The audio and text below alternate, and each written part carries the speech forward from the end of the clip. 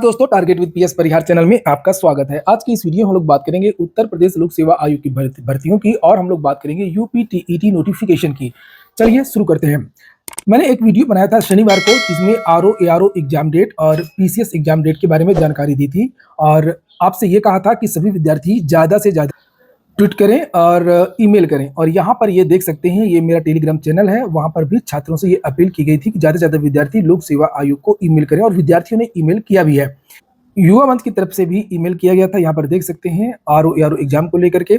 और अच्छी खबर मिल गई है, गुड न्यूज, कि कल तो आयोजन हुआ था, क्योंकि उत्तर प्रदेश लोक सेवा आयोग के 87 साल पूरे हुए थे और बहुत सारी चीज़ें कल हुई थी, जिसको लेकर के समाचार पत्र में जानकारी भी दी गई थी आज की। और कल इसी की वजह से मीटिंग नहीं हो पाई परीक्षा के संबंध में, और उम्मीद है कि आज या कल में मीटिंग हो जाएगी और आने वाले 1 या 2 दिन में, आज नहीं, आने वाले 1 या 2 दिन में आप लोगों को आरओ एआरओ एग्जाम और पीसीएस के एग्जाम डेट की जो नोटिस है वो देखने को मिल सकती है। कुछ बदलाव भी आपको देखने को मिलेगा, जैसा कि समाचार पत्र के माध्यम से जानकारी भी दी गई है। सीसीटीवी वगैरह के बारे में बात की गई है और कुछ परीक्षा केंद्र बाहर किए जाएंगे, जैसे वित्त विहीन इत्यादि जो परीक्षा केंद्र हैं उनको नहीं बनाया जाएगा परीक्षा केंद्र। और अगर हम बात करें कि जो पीसीएस का एग्जाम है वो कब तक हो सकता है, तो जो जानकारी निकल करके आ रही है, नोटिस तो मिल जाएगी आपको कल या परसों में ही। जो संशोधित कैलेंडर है दो तीन भर्तियों का, वो उसकी नोटिस आपको कल या परसों में मिल सकती है। और लेकिन जो संभावना है कि परीक्षा कब हो सकती है नोटिस में, तो जुलाई के लास्ट में आप लोगों को पीसीएस का एग्जाम देखने को मिल सकता है, जुलाई के लास्ट में। आरओ एआरओ का जो एग्जाम है वो अगस्त या सितंबर। आरओ एआरओ एग्जाम में थोड़ा सा देरी हो गई है और चूंकि उसका मामला ही अलग है, आरओ एआरओ का मामला ही थोड़ा सा अलग है, इसलिए उसको थोड़ा सा पीछे किया गया है और इसी के हिसाब से आप लोग अपनी जो तैयारी है वो कर सकते हैं। अच्छी न्यूज़ यही है कि ये जो भर्ती प्रक्रियाओं में थोड़ा सा देरी हुई है, तो इसका फ़ायदा भी आपको मिलने वाला है। फ़ायदा किस तरीके से मिलेगा कि इस बीच में भी बहुत सारे पदों का अध्याचन उत्तर प्रदेश लोक सेवा आयोग भेज दिया गया है और पीसीएस में जो पदों की संख्या है वो 850 के पार चली गई है। हालांकि मैंने आपसे पहले ही बताया था कि 820 के आसपास पद हो गए हैं और आरओ एआरओ के बारे में भी मैंने आप लोगों को बताया था कि 511 पद हो चुके थे। इससे भी ज्यादा पद, लगभग 550 पद आप लोगों को देखने को मिल जाएंगे जब तक आपकी परीक्षा होगी, परिणाम जारी होगा।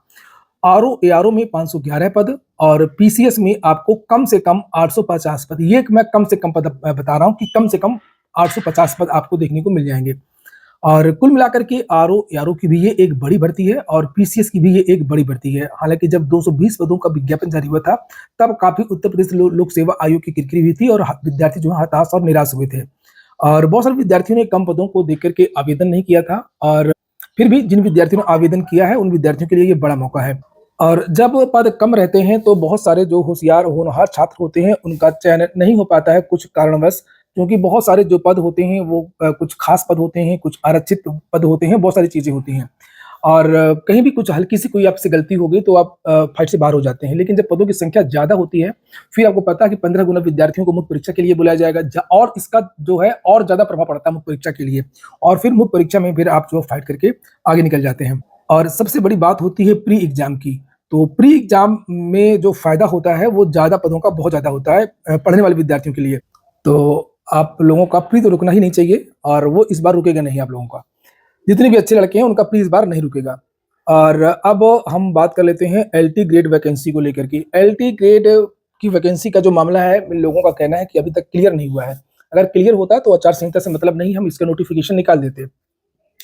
और अब तो चुनाव देखिए चल रहे हैं और जो जानकारी मिली है कि अभी जो सरकार है वो व्यस्त है, अभी कोई कैबिनेट की बैठक वगैरह होगी नहीं। और जो भी चीजें हैं अभी, ये जो इनका कहना है कि सरकार की तरफ से जो मामला है, चाहे वो अर्हता का मामला हो, चाहे वो नियमावली में बदलाव का मामला हो, जो भी चीजें इनका कहना है कि शासन से रुकी हुई है।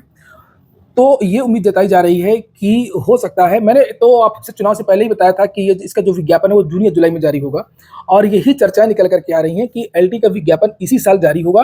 और उम्मीद यही है कि जुलाई लास्ट तक जो ये मामला है, मामला बहुत छोटा सा है, जो जैसे जो निर्धारण करना था वो निर्धारण निदेशालय ने भेज दिया है शासन के पास, और शासन का जिस दिन भी मन होगा, लोक सेवा आयोग ने इसको लेकर के कई बार रिमाइंडर भी भेजा है, और शासन में जैसे ही बैठक होगी और ये मामला क्लियर होगा तो लोक सेवा आयोग इसका विज्ञापन निकाल देगा। तो आप लोग ये मान करके चलिए कि ये जो विज्ञापन है वो जून लास्ट या थोड़ा सा संभावना कम हो रही है जून लास्ट की, क्योंकि चुनाव थोड़ा सा आगे निकल गए हैं। और ये या तो फिर आपको जुलाई में, तो जुलाई में एलटी ग्रेड शिक्षक भर्ती का जो विज्ञापन है वो आप लोगों को देखने को मिल सकता है, और पद भी बढ़ सकते हैं। अभी तो पद उतने ही हैं, और जो एक अफवाह उड़ रही थी कि एलटी की जो वैकेंसी है वो नए आयोग से होने जा रही है, तो ऐसा बिल्कुल नहीं है। और लोक सेवा आयोग से ही जीडीसी की वैकेंसी और लोक सेवा आयोग से ही एलटी की वैकेंसी आपको देखने को मिलेगी। मैंने पिछले वीडियो में भी बताया था कि लोक सेवा आयोग अब ज्यादातर जो भर्तियां हैं, कृषि वाली को छोड़ करके ज्यादातर जो भर्तियां हैं वो अब जून या जुलाई के महीने से निकालेगा। और एपीएस के विद्यार्थी, हाँ पूछ रहे थे, एपीएस के विद्यार्थियों को भी मैं बता दूं कि आप लोगों का जो दक्षता परीक्षण है, शॉर्ट हैंड टाइपिंग वगैरह जो मेंस है आप लोगों का, ये जुलाई की चर्चाएं हैं। जुलाई का टारगेट बना करके आप लोग अपनी प्रिपरेशन करें, अपनी जो प्रैक्टिस है वो करें, चाहे वो शॉर्ट हैंड की हो चाहे वो टाइपिंग की हो। टाइपिंग तो आप लोगों की ठीक ही होगी उम्मीद है, लेकिन शॉर्ट हैंड में कोई गलती ना होने पाए, तो शॉर्ट हैंड की ज्यादा बेहतरीन तरीके से आप लोग प्रैक्टिस करें, इसमें आपकी कोई गलती नहीं होनी चाहिए। और बहुत दिनों बाद ये वैकेंसी आती है, बहुत अच्छा पद होता है और सबसे ज्यादा मारामारी होती है एपीएस को लेकर के। तो जुलाई का टारगेट मानिए, जुलाई की कार्य योजना है, अगर सब कुछ ठीक ठाक रहता है तो जुलाई के महीने में ही बदलावों के साथ में आप लोगों की जो टाइपिंग है वो हो जाएगी। और आपको पता होगा कि इस बार दोनों फॉन्ट दे दिए गए हैं, नोटिस भी जारी की थी उत्तर प्रदेश लोक सेवा आयोग ने, कंप्यूटर पे ही आपकी टाइपिंग होगी। और अब हम बात कर लेते हैं यूपी टीईटी 2024 नोटिफिकेशन की। यूपी टीईटी का 2 सत्र ऐसे ही चला गया नए शिक्षा सेवा चयन आयोग को लेकर के। कुछ ऐसे विद्यार्थी होते हैं जैसे नया जिन्होंने ग्रेजुएशन किया है और उनको शिक्षक ही बनना है, डीएलएड इत्यादि के हैं या बीएड के भी हैं, जो भी हैं, और वो सोचते हैं उनको शिक्षक ही बनना है और वो इसका इंतजार कर रहे हैं कि कम से कम यूपी टीईटी का भी एक जो है डिग्री ले लें, डिग्री जो भी है सर्टिफिकेट ले लें। तो यूपी टीईटी के लिए मैं आप लोगों को बता दूं कि आप लोगों का यूपी टीईटी का नोटिफिकेशन इसी साल आपको देखने को मिल जाएगा, और अक्टूबर या नवंबर के महीने में यूपी टीईटी की नोटिफिकेशन जारी हो जाएगा। इसको लेकर के बहुत दबाव है, एनसीटी की गाइडलाइन भी है कि प्रत्येक राज्य प्रत्येक वर्ष यूपी टीईटी का आयोजन कराएगा। और शिक्षा सेवा चयन आयोग जो बना हुआ है, अभी तो वहां पर कुछ भी काम नहीं हो रहा है, कुछ भी काम नहीं हो रहा है भर्तियों को लेकर के। अभी वो अपनी व्यवस्था में लगा हुआ है कि किस तरीके से क्या क्या चीजें होंगी, और परीक्षाओं को लेकर के, नोटिफिकेशन को लेकर के काम नहीं हो रहा है। तो चुनाव के बाद में ये काम बहुत तेजी से बढ़ेगा, इतनी मतलब शिक्षा सेवा चयन आयोग का काम बहुत ही ज्यादा तेजी से बढ़ेगा। और शिक्षा सेवा चयन आयोग की जो प्राथमिकता है वो टीजीटी पीजीटी परीक्षा को लेकर के है, और असिस्टेंट प्रोफेसर भर्ती की परीक्षा को लेकर के है, और यूपी टीईटी नोटिफिकेशन जारी करने को लेकर के है।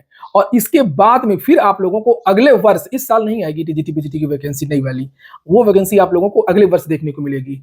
और कुछ पुरानी भर्तियों के इंटरव्यू भी पड़े हुए हैं तो वो भी हो जाएंगे। तो ये हो गई शिक्षा सेवा चयन आयोग और यूपी टीईटी नोटिफिकेशन को लेकर के जानकारी, और ये हो गया आज का वीडियो आपको अच्छा लगा हो, आपके काम का हो तो लाइक अवश्य कर दिया करें। जो नए छात्र हो तो चैनल को सब्सक्राइब भी कर लें, और जिन छात्रों ने टेलीग्राम चैनल को ज्वाइन नहीं किया है तो टेलीग्राम चैनल को भी ज्वाइन कर लें, वहां पर भी बहुत सारी महत्वपूर्ण जानकारियां प्रदान की जाती हैं। पूरा वीडियो सुनने के लिए बहुत बहुत धन्यवाद।